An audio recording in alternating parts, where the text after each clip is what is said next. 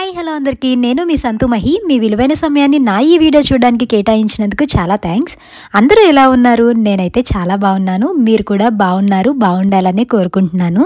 ముందుగా అందరికీ happy new year. New year వెళ్ళి 1 వీక్ అవుతుంది. ఇప్పుడు హ్యాపీ న్యూ ఇయర్ ఏంటి అనుకుంటున్నారా? ఎందుకంటే ఇది న్యూ ఇయర్ రోజు వ్లాగ్.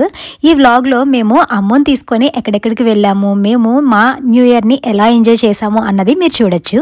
ముందుగా అమ్ము తల్లిని తీసుకొని మా ఇంటికి దగ్గరలో ఉన్న శివాలయంకి అయితే స్టార్ట్ అయ్యాము. ఇది మా ఇంటికి 1 కిలోమీటర్ డిస్టెన్స్లో ఉంటుంది. చాలా బాగుంటుంది. పక్కనే 2 శివాలయాలు ఉంటాయి. అంటే ఇప్పుడు మేము వెళ్ళేది కాకుండా దాని పక్కనే ఇంకొక చిన్న శివాలయం కూడా ఉంటుంది. 2 పక్కన ఎందుకు పెట్టారు అన్నది నాకైతే తెలియదు, కానీ ఈ శివాలయం అయితే చాలా బాగుంటుంది. చూడటానికి కూడా చాలా స్పేషియస్గా ఉంటుంది. మీరే చూస్తున్నారు కదా.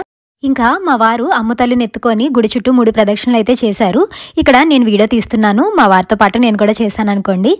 అమ్మగాడు చూడండి ఎలా చూస్తున్నాడో, తల ఎత్తి మరీ చూస్తుంది అమ్మ తల్లి. ఇంతకీ న్యూ ఇయర్ రోజు మీరు ఎక్కడెక్కడికి వెళ్ళారు, ఎలా ఎంజాయ్ చేశారు అన్నది కమెంట్ చేయడం మాత్రం మర్చిపోకండి. న్యూ ఇయర్ రోజు ఏం చేస్తే ఎలా ఉంటే ఆ ఇయర్ అంతా కూడా అలానే ఉంటుంది అని అంటూ ఉంటారు కదా, అది ఎంతవరకు నిజం? మీరు నమ్ముతారా? ఏమో, ఎంతవరకు నిజం అన్నది నాకైతే తెలీదు, కానీ దీన్ని నేనైతే నమ్ముతాను. ఎందుకంటే చిన్నప్పటి నుంచి కూడా మా అమ్మ అలా అంటూ ఉండేది, న్యూ ఇయర్ రోజు ఎలా ఉంటే ఆ ఇయర్ అంతా కూడా అలానే ఉంటుందని. సో నేనైతే ఎక్కువ న్యూ ఇయర్ రోజు కొత్త డ్రెస్ని అయితే ప్రిఫర్ చేస్తాను. నాకు ఎప్పుడున్నా లేకున్నా నా బర్త్డేకి న్యూ ఇయర్ రోజు అయితే కొత్త డ్రెస్ ఉండాలని ఎక్స్పెక్ట్ చేస్తాను. అయితే అందుకని నేను ఫ్లిప్కార్ట్లో డ్రెస్ అయితే ఆర్డర్ పెట్టాను. మీలో షార్ట్స్ చూసిన వాళ్ళకి తెలిసే ఉంటుంది.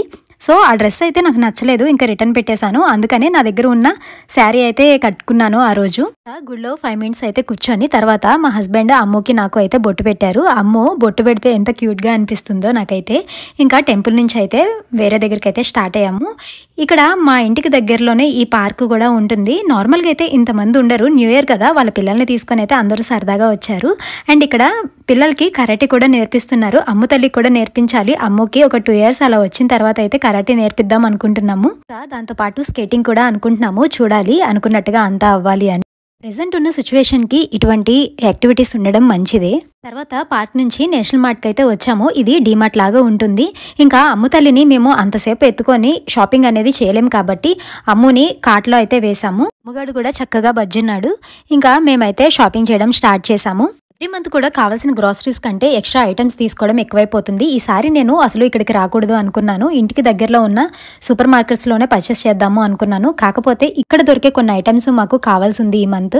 సో అందుకని ఎలాగో వస్తున్నాం కాబట్టి గ్రాసరీస్ కూడా తీసేసుకున్నాము. అయితే ఈసారి మాత్రం ఎవ్రీ మంత్ లాగా ఎక్స్ట్రా ఐటమ్స్ తీసుకోకూడదు అని చాలా గట్టిగా అనుకున్నాము. అండ్ తీసుకోలేదు కూడా. ఇక్కడ డైపర్స్ కూడా మంచిగా ఆఫర్లో ఉన్నాయి. కాకపోతే మేము లాస్ట్ టైం ఆన్లైన్లో ఆర్డర్ పెట్టినవే ఇంకా ఉన్నాయి కాబట్టి ఈసారి అయితే తీసుకోలేదు. మా వారు ఇంట్లో కావాల్సిన గ్రాసరీస్ అన్ని ఒక్కొక్క కవర్లో వేసేసి ప్యాక్ చేపించేశారు. అమ్మ తల్లి కార్ట్లో ఉంది కాబట్టి ఆ గ్రాసరీస్ అన్ని వాటిలో వేసుకోవడం అయితే కుదరలేదు. అందుకని మా వారు ఇంకో కార్ట్ అయితే తీసుకొని వచ్చారు. ఇంకా వచ్చిపోయే వాళ్ళంతా అమ్మ కార్ట్లో బజ్జన్ ఉంది కదా అలా చూస్తూ వెళ్తూ ఉన్నారు. ఇంతకీ మీరు మీ మంత్లీ గ్రాసరీస్ని ఇలా మార్ట్స్లో పర్చేస్ చేస్తారా, లేదా మీ ఇంటికి దగ్గరలో ఉన్న కిరాణా షాప్స్లో పర్చేస్ చేస్తారా అన్నది కమెంట్ చేయండి. అసలు ఏది బెటర్ అంటారు? మీ ఉద్దేశం ఏంటి? ఈ మార్ట్ మా ఇంటికి ఒక 2-3 కిలోమీటర్స్ డిస్టెన్సే ఉంటుంది.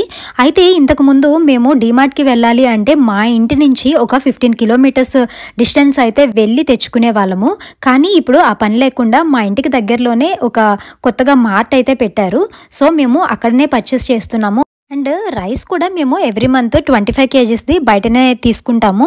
అయితే ఈసారి ఏంటంటే మేము 100 కేజీస్ తెచ్చేసుకున్నాము. ఒకేసారి 100 కేజీస్ రైస్ అయితే తెచ్చుకున్నాము.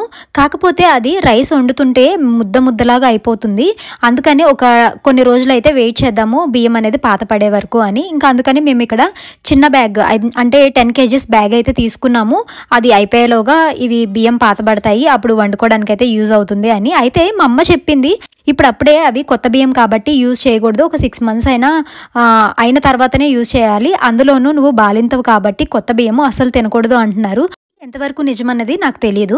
ఇలా మార్ట్స్లో పర్చేస్ చేసేటప్పుడు మీలో ఎంతమంది బ్యాగ్స్ని క్యారీ చేస్తారు? నేనైతే ఖచ్చితంగా క్యారీ చేస్తాను. ఒక 2 బ్యాగ్స్ అయితే తీసుకొని వెళ్తాను. ఎందుకంటే మళ్ళీ వాటికి ఒక్కొక్క బ్యాగే 20-30 అలా అయిపోతుంది. ఎందుకు దానికి మనీ వేస్ట్? ఎవ్రీ మంత్ కూడా అవి తెచ్చుకొని ఇంట్లో ఒక పక్కన పడేయడమే అయిపోతుంది. సో అందుకని నేనైతే ఇలా బ్యాగ్స్ తీసుకొని వెళ్తున్నాను. ఇంకా ఇంటికి వచ్చి ఒక 1 అవర్ అయితే రెస్ట్ తీసుకున్నాము. 8:30కి అలాగా రెస్టారెంట్కి అయితే స్టార్ట్ అయ్యాము. ఇది మా ఇంటికి ఒక 5 కిలోమీటర్స్ డిస్టెన్స్ అలా ఉంటుంది. 3 స్టార్ హోటల్ కొత్తగా పెట్టారు, అక్కడికి వెళ్దాము అంటే ఇంకా అమ్మగారిని తీసుకొని మేమైతే స్టార్ట్ అయ్యాము. ఇక్కడ న్యూ ఇయర్ కదా, మంచిగా ఫొటోస్ అవి క్యాప్చర్ చేసుకోవడానికి మంచి డెకార్ కూడా చేశారు. కానీ అంబిషన్ అంతా కూడా బాగానే ఉంది. అయితే ఫుడ్ విషయానికి వస్తే అసలు 3 స్టార్ హోటల్ అన్న రేంజ్లో అయితే అసలు ఏమీ లేదు. ఫుడ్ అస్సలు బాగోలేదు. దీనికన్నా కూడా నార్మల్ రెస్టారెంట్స్లో అయితే చాలా టేస్టీగా ఉంటుంది. ఇక్కడ ఫుడ్ అస్సలు నాకు నచ్చలేదు. ఫస్ట్ అయితే నాన్ ఇంకా మటన్ కర్రీ తీసుకున్నాము. అండ్ షార్ట్ చూసిన వాళ్ళు కూడా నన్ను ఇలా అడుగుతున్నారు, మీరు చికెన్ తింటున్నారా అని. నేను తిన్నది చికెన్ కాదు, మటన్. అయినా సరే నేను చికెన్ తింటున్నాను, ఎందుకంటే 3rd మంత్ నుంచే నేను చికెన్ తినడం అయితే స్టార్ట్ చేశాను. ఇక్కడికి వెళ్ళేసరికి అమ్ముతల్లి అయితే బజ్జింది. ఇంకా మేము సెకండ్ ఐటమ్ ప్రాన్స్ బిర్యానీ అయితే ఆర్డర్ పెట్టాము. అది వచ్చేసరికి చక్కగా లెగ్స్ అయితే చూస్తుంది. ఇంకా మమ్మల్ని ఫుడ్ తిననివ్వడం లేదని చెప్పి అక్కడ స్టాఫ్ అయితే అమ్ముని తీసుకొని ఆడిస్తున్నారు. ఈలోగా మేము ఫుడ్ తినడం కూడా అయిపోయింది. ఇంకా బయటకు వచ్చి అయితే మేము కొన్ని ఫొటోస్ అయితే దిగాము. సో మా న్యూ ఇయర్ని మేము మా అమ్ముతల్లితో ఇలా అయితే ఎంజాయ్ చేసాము. మరి ఈ వ్లాగ్ అనేది మీకు ఎలా అనిపించింది? నచ్చిందా? అయితే మన ఛానల్ని సబ్స్క్రైబ్ చేసుకొని సపోర్ట్ చేస్తూ ఉండండి. ఉంటాను. Thank you.